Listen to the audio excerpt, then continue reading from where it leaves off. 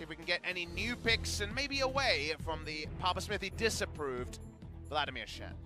Yeah, I mean, it did pick up another win, but it lost the early game pretty horrendously up against Jin Air. So it does tell you a bit about what is going on with that lane. Our life. Action on the blue side here. Bans in game number 1 on red side. Aatrox, Cassio, Lucian. So we'll see where they're at. Is alright, kind of a cold Aurelia ban out of nowhere.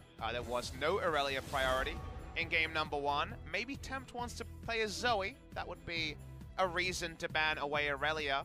Kind of reminds me of that Braum ban into orange support we had from Griffin earlier in the season. It always tells a story, right? And Zoe has been a blind pick for a while on the blue side, so maybe you are onto something here, Papa.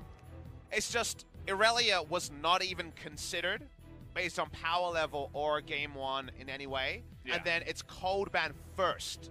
Tells you it's not just, it doesn't feel random, right? It feels like it's calculated, so that's where I'm at. And I feel like Aurelia's still good at bursting mages. That's kind of what she does on this patch before she doesn't do much on the next patch. Cassio ban and Jin Air going to stick with the Tahm Kench ban that Key again had played in all victories until he picked up that support Shen victory. Yeah. No more Tahm Kenki's Love House. Not in this series, Papa Smithy. No one watching this knows that reference. Gotta bring back the Spo TV reference. It was one Spo TV match day in spring of last year, but it's great. It was a good one. You know, shout out to those guys who made that happen. Still actually involved in some of the behind-the-scenes stuff here. Spo TV doing a couple of side things to the main broadcast. Kali band on blue side. And what do Hanwha Life want to first pick? Lucian is up, and that would be pretty simple. So I would like the Lucian here, but Urgot is always going to be considered, right? Especially with Aatrox banned away, so I'm sure that's what they're between. They settle on the Lucian. You'd always pick up Lucian, let Jin Air play Urgot, and then you just pick up Sion. We'll see if that's what they want to do, but the Urgot seems pretty obvious. I've always mentioned how it is always the first or second pick that very rarely seems to get banned. Urgot himself, if he was a real person, I'm sure he would be very happy about how many times he has seen the Rift this time around. Well, literally saw the Rift 0 times in what, Season 1 and Season 8.5, like right at the end of Season 8. Finally! He was played in, you know, around WCG 2010 meta and then got that nerf where he could no longer just randomly spam his Q outside of vision. And then was never played basically again for so long, so... He's playing the long game, you know? There's 1 or 2 metas where he was a situational counter pick, but he gets his time in the sun. I'm sure there'll be a heavier nerf at some point, and goodbye we will say to the Crab God.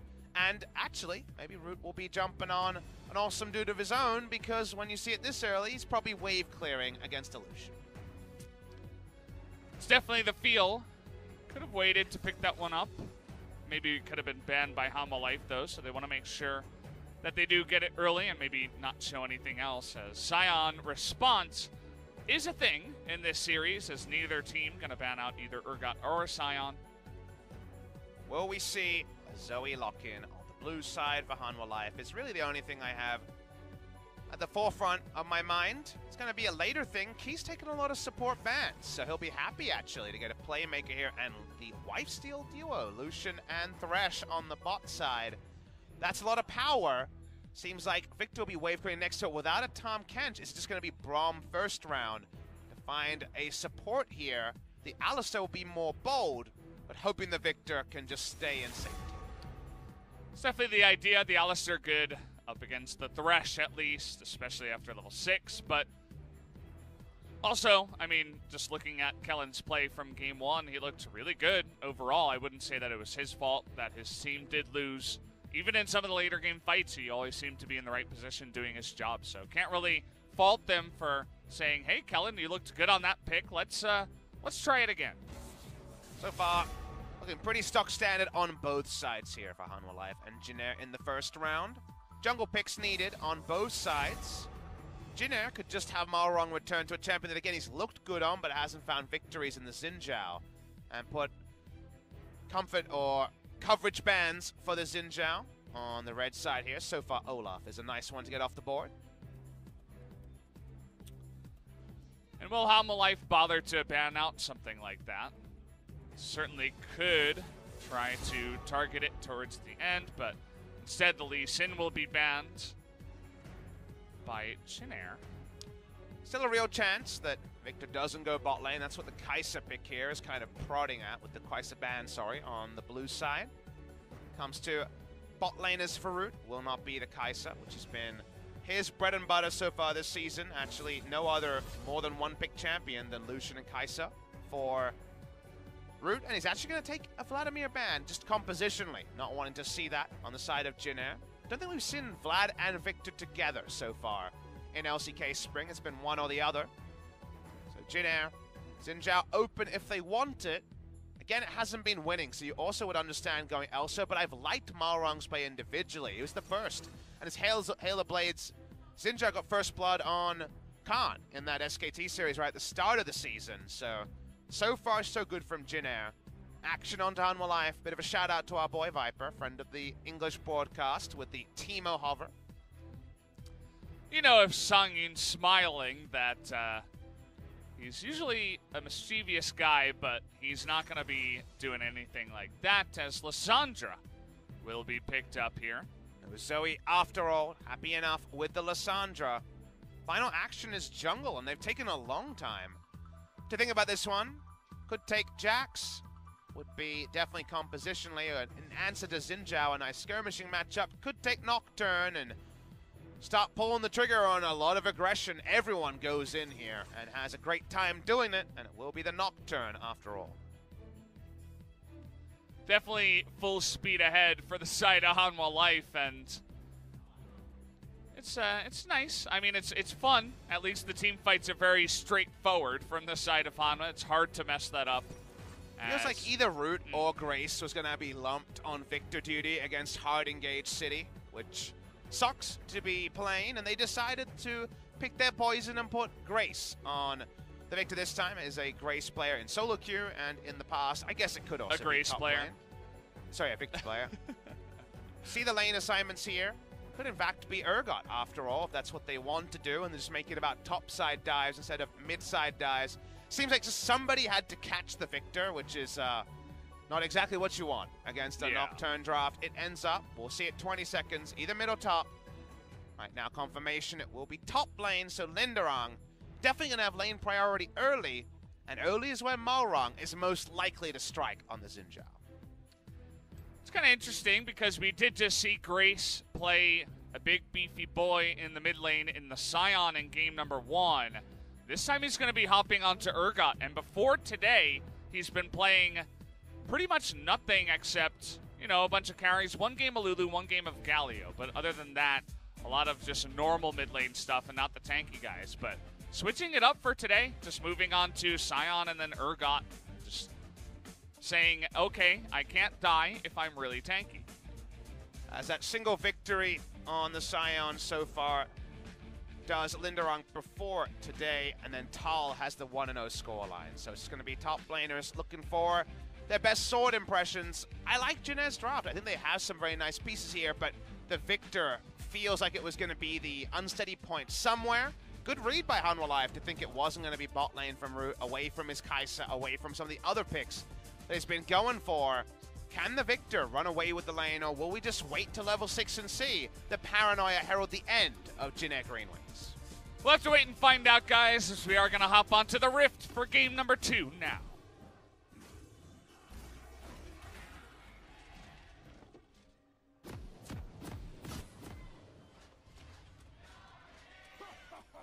The Jinair faithful remain. Always have to shout out to them even after a rough loss in game number 1 and only one game win in 6 series so far. Big shout out all around the world to any Jinair League of Legends fans. Obviously in StarCraft, you would know this well. They had some up moments, but when it comes to Korean esports, League of Legends, no up moments. I mean, if you think about it, StarCraft is fantastic. In Jinair and League of Legends, biggest kind of triumph was being so close, a couple of series away, maybe just one. It was either 1 or 2 series away from qualifying for 2015 Worlds, which would have been a big accomplishment for an org that otherwise has always been around, had multiple teams in the sister team era. There was, of course, the GreenWings, and before that, the Stealths and the Falcons were around, and so they've always been involved in League of Legends. Some very famous players passed through this organization, of course. At times, Reaper was on this org, Captain JAG spent time on Jin Air. A lot of names passed through, but just no results. As right now we're seeing Grace coming into lane. Has Tempt, a lot of trading already. Tempt had to use an extra swig of the corrupting pot. What do you reckon corrupting pot tastes like? Tastes like is it just grape juice? It's magenta. purplish, right? It's like purple red. There's a specific color. I don't know what it is. I'm not a color expert. Okay, what about the effect of, all right, you feel healthier and you feel a bit more empowered? Like, is this like a Red Bull we got going on here? Like, kind of. We're not sponsored by any specific organization. But and that's why we can talk about them equally, Valdez. I just want to know what corrupting potion tastes like. It's definitely some kind of energy drink in my mind. Because the corrupting part of it, where it's you shouldn't be drinking as much of this as you do. It has effects on you, but at the end of the day, probably not very healthy. But I guess in that sense, you should probably lose health if you drink it. So. Well, speaking of losing health. Okay. That's all I got. That was the end. Yeah. You've been practicing your play-by-play, I see. Beautiful stuff there, Valdez. Good response flash by Tempt. That's what I'll say about that. You know, may not have seen it coming, but is able to get out of harm's way in time. Jin Air right now on the front foot, which we like to see, especially with a Xin Zhao. It's going to end up being a trader bus, after all. The musical chairs ends with both junglers picking up a blue, and Hide and Go Seek is definitely always a bit talked about when it's a Nocturne ult with Paranoia, but it's what Nocturne wants to do against Xin Zhao. It's very much the wait a while jungler against the right now jungler. And any trading, happy news for the Nocturne, who's bot side as his bot lane pushes up. Gigantic wave coming in here. They're going to get a really nice trade too, as Kellen, see you later to half your health bar. Does have 2 potions, should be totally fine, but more importantly, the plate does go down very early, before even 4 minutes. And so, nice amount of gold will go to the bullies in the bottom side with that Lucian Thresh lane. And if you had missed the Pulverize there and not got the Aftershock proc, you actually lose most of your health bars. So, actually it was just a good move straight up on the hook coming through from Key, and able to get it, as you say. The potion's down. Any advantage is significant, and taking out a potion from an Alistar, a champion whose sustain is gated by minion waves most of the time, something you feel really good about. Double dank seal in the mid lane for Lissandra. Haven't actually tried this build out myself. It's just the most power you can buy for 700 gold. It's way better than any other options. You could, for example, consider Doran's Ring and Cloth Armor, and that does give you battle stats, but you're able to push a bit harder with this build. You just feel good about it, and that's just kind of the tenure of these lanes. Lucian Thresh, what do they want to do? Pressure, take every advantage they can get. Turret plate, health trade, Alistar potion, whatever you can get. Double Dark Seal plays into that in the mid lane, and Sion in the early game, while he's going to be grinning and bearing it a bit, is also going to push the wave from time to time. That all means time where Bono, yes, is not Xin Zhao and is ganking, but is getting closer and closer to level 6, and you can play more informed when that ability is available. Bono trying to hit level 6 here as fast as possible, looking at a second Scuttle Crab in the top side. It's not always too often that you get one of these up against a Xin Zhao, as Malrang is going to spot this, and Key is here from the bottom lane. They want to fight right now. They'll take anyone they can get here, as No Hook is going to come in. Nice buffer on that one, as Grace is in a lot of trouble. The Fear comes in, and Key, the bloodthirsty support, will steal first blood. And that play, out of context, looks like just a straight-up overextend from Grace. And with full information, yes, it is. But consider the variable that Grace did not know clearly when you watch the replay. Did not know that Thresh was around, because that changes the play. Watch the play here and assume Thresh is not here. Because as the play happens, Grace is like, I want to walk up, allow Xin Zhao to get out, and then buffer my E to escape, because it does override CC. With that part, you're like, okay, Grace, I can see what you're doing. Thresh is there, makes him look silly, he goes down, and that's a little bit of communication that's lacking on a team that only has 1 game victory and 11 game losses. I think it was also good timing from Key. It looked like they had just gone for a back, so that's always the sneaky timing as support, especially if you can pick up some boots and Generally you do. If you notice there's going to be a big fight, the communication comes in saying, hey, I really want to get the Scuttle Crab. I want to hit level 6 as fast as possible. They get Key up there, and it's just a nice play overall from Hanwha Life. We're looking much better in Game 2 early game compared to Game 1, where they got kind of bopped. They have a much stronger bottom lane, and they're making use of it. And that's what I think you should approach games you're expected to win, is to play proactive early comps that play into the current meta. And, you know, it's not a nice thing to do, but it's to flex a bit. It's to play aggressive. It's to develop skills that will suit you against more difficult opposition. Because, yes, you scale through and won with Vladimir Shen, but it's more about the enemy's mistakes at the early game than your own good plays. By the end, we're able to make some good moves. That's something that you can't repeat against other opposition and expect to find many good news stories. Here we are in this game. They've gone more proactive. They've got some winning lanes. They're building for them with things like Double Dark Seal. And from there, the gold might rain for the side of Hanwha Life. Level 6 taken here by Bono. Not going to go on to Grace. His flashes are back up just about now. As you can see, both Tempt and Grace going to get them at the same time. So they'll be looking for an aggressive play in the enemy jungle. Immediately, you can see Tempt is on the map as well. They'd be looking for Malrang, but he's playing very far back. And no gank will come off just yet. Linderang under turret, respecting the Nocturne, and of course getting the confirmation with the sweeper there that he is top side. Jina have no vision on the top side, but they do have the ward that I'm assuming it's not controlled by the control ward on the bottom right of your screen, you'll notice in the pixel brush. So I believe that should spot Nocturne when he's bottom side. If you can't see him on a ward, assume he's on the top side of the map, and that's why Linderang playing oh so respectfully. Yeah, and he'll be just fine to do that. His only job is to not die. Fortunately, struggled with that a little bit in game number 1. He was on the Akali.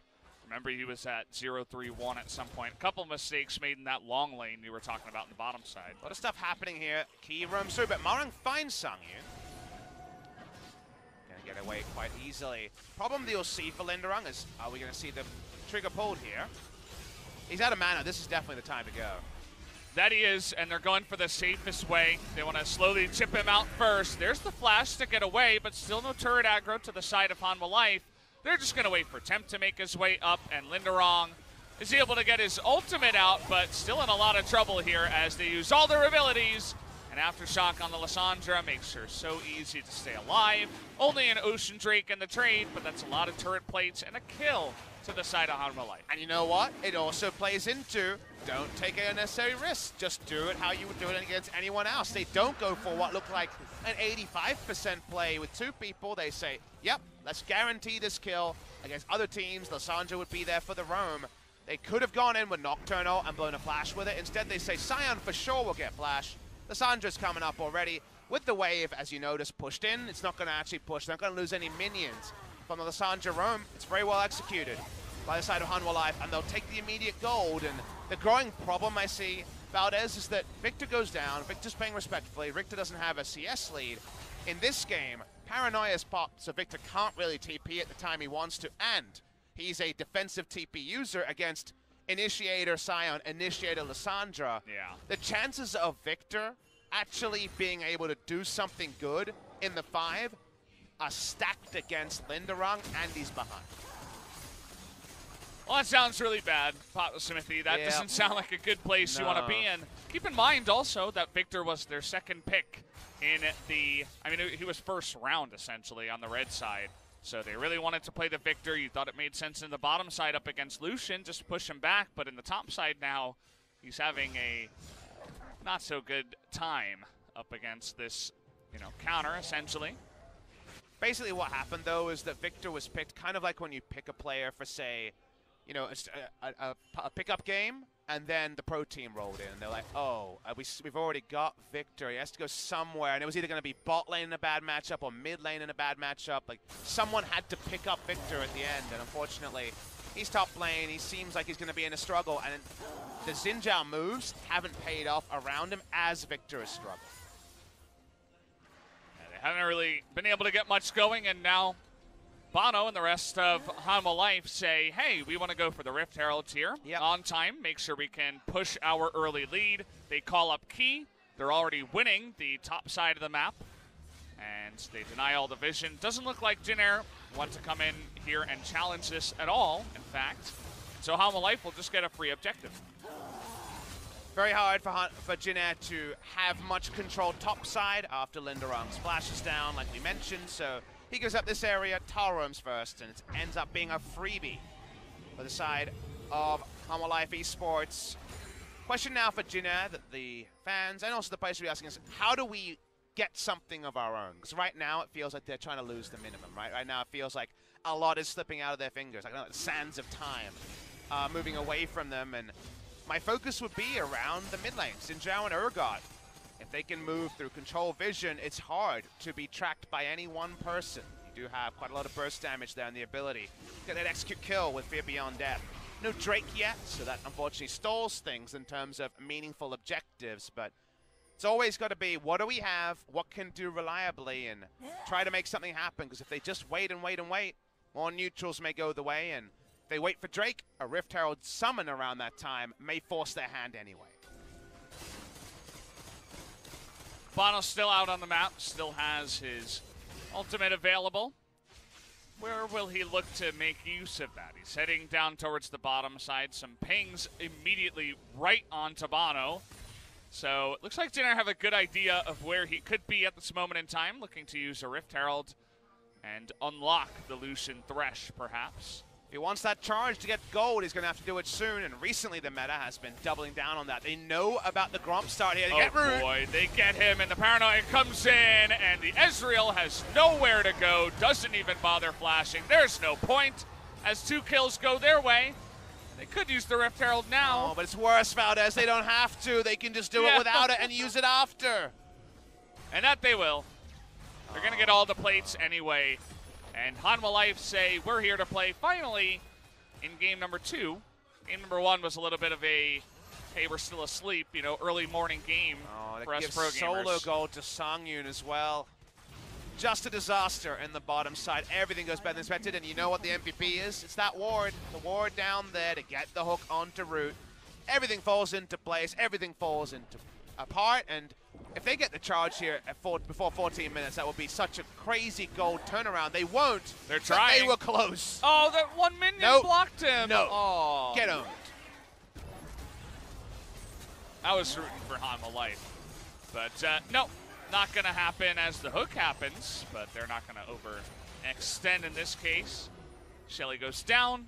More gold to the side of Hanwha Life after their bottom lane push. Should be feeling pretty nice. If somehow that happened 15 seconds earlier, it would have been more than most Baron buff power plays that are good. Like, it would have been a great Baron buff power play just from a solid gank into Rift Herald usage. And that's what happens early in the game, and that means you get those big ticket damage items that doesn't go to late game. All about the ward here placed, it looks like, what, 30 seconds earlier, 20 seconds earlier?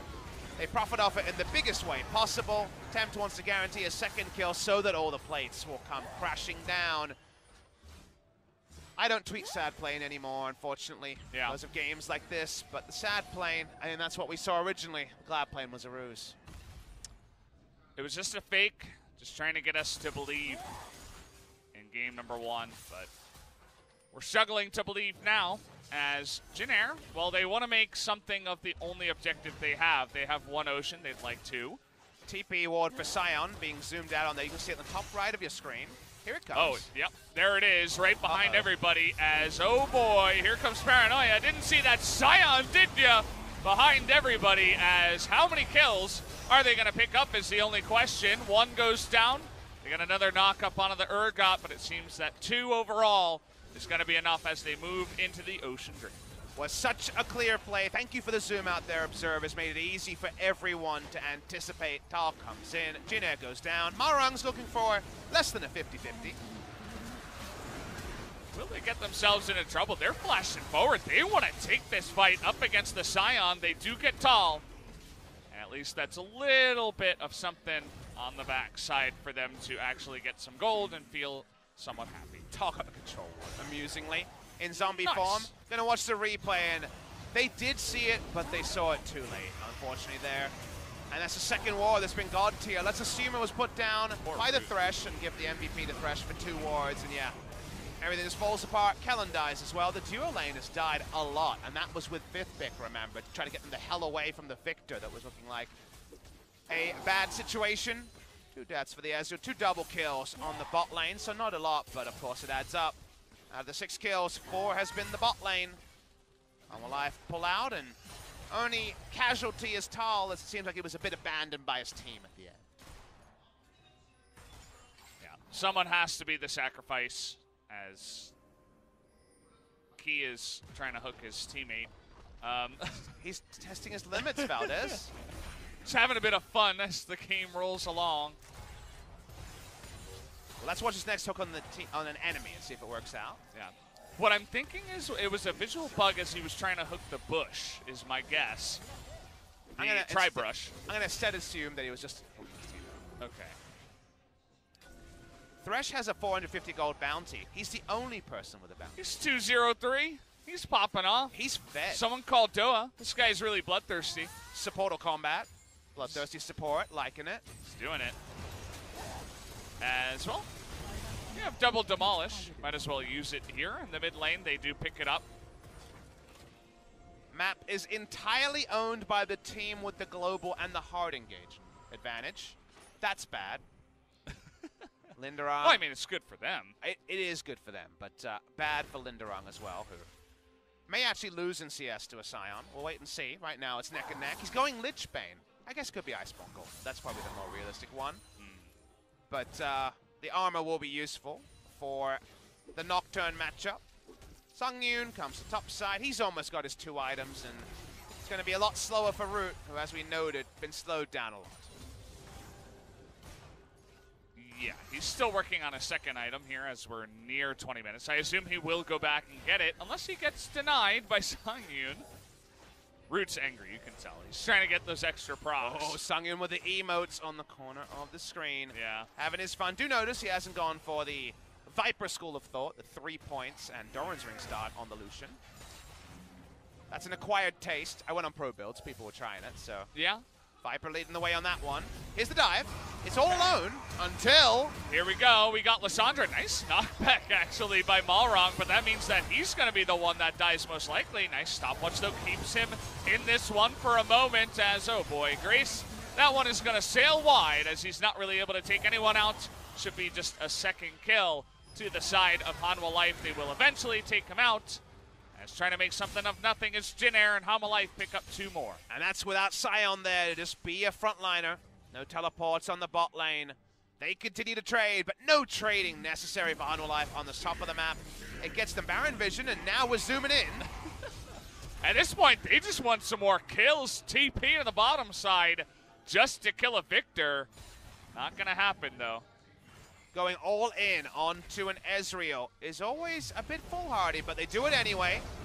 It's with Temp's timing here, and I like the fact that Temp and Bono finding synergies they never could on BBQ Oliver's. These guys should have some inbuilt synergy, but you would hope it's from scrims because the stage games were not the best in the past. We continue on in the play, and it's just too easy in the front. I believe that was actually Key using his minion dematerializer just to get a heal on his ally as he felt low. That's bro tier status to use a dematerializer this late in the game in combat. Works out pretty well. They back away from there. The gold lead, it's not silly season, but it is 5,000. And Hanwha Life just need to start their Baron setup because that seems like the last dot before maybe Jin Air have no way back into game number 2. Yeah. It was a little bit mean to Grace in the fight, but it was actually a really nicely timed stopwatch that stopped the Disdain into Fear Beyond Death combo that all Urgots and fans of League that have seen an Urgot play know the combination, so he stopped it with a stopwatch and denied it entirely. As Grace was just trying to buffer it there, but did not happen. It was a nice play by Tempt once again, who finally is finding some confidence up against a weaker team. It actually was Lichbane after all. On the Victor to go on a 90-degree turn there. Wouldn't have expected that, especially with Magic Resist already done. There was a time when Lichbane Victor could be a thing, but didn't think it would be this game. Not sure if Iceborne Gauntlet would change the result, as Bono takes down the Ocean Drake. That's a freebie. Feels like most of the neutrals are, in fact, Hanwha Life owned. Tal is very aggressively pushing as here's the conga line of Jin Air. They're trying to kill whoever they can find. You can see that Malrang is very good at cosplaying the Xin Zhao. Whenever he plays him, he only goes forward, only in the direction of the enemy team. Very aggressive, even when he's behind. Knows the power of Xin Zhao, is eventually going to slow down, wants to make something of it. Trying to get something. Jin Air need to control somewhere on the map, otherwise it will all go the way of Hanwha Life. And right now the Baron is seeming like something too tricky for them to hold on to. Pushing up here, a Hanwha Life. Deep vision at worst, kills at best. He needs to be respected as we know. Ooh. And Tempt is lying in wait. Trying to get the sneaky Lissandra played there through the wall, but was spotted out. Might just go for Kennen here as, okay, into the back line. Tempt is going to knock down the Victor. No big follow-up in damage as everybody was on the Alistair, but the rest of them are going to go down as Tempt gets extremely low. They're trying to take out one more guy, but Grace actually from downtown is able to pick off the Nocturne. So nice sniper Reno from him. Makes something of the play. Hanwha Life not actually able to fight between turrets or near an inner turret, with Sion tanking at the front, with they're actually having their DPS is able to do damage. Sungyun was zoned from damage, attempts a mid-range mage. Watch the replay here. We dropped the overlays to show you this one. Think about the vision here. Think about Sungyun, who's got 2 items. He's got the items every Lucian player dreams of. They would love to spawn with the Black Cleaver and Blade the Ruin King. He starts up, he opens up, it's ulted Alistair. Ah, not the guy I wanted. He opens up with his ult, he has to turn on to Urgot, he flashes away. A lot of health bars are wasted, Temps and Bonos in particular, before Sungyun can do any relevant damage. That's what happens when you choose the wrong battlefield. And Hanwha Life's kind of first small mistake comes at 23 minutes. Yeah, props to Grace in his first Urgot game of this split to come out and get that snipe. Well done, especially after the fight in the top side. Actually has the 2 kills for his team. Just Urgot things. Key, he's not going to make the same mistake that Jin Air did. Puts down a control ward that would spot and then changes to a second one. It's both control wards he has, but he now knows Jin Air have no vision on Baron, and if they're going to get vision, they're going to have to actually walk to that side of the map, which they can actually survey in front of them. That is how you make those plays.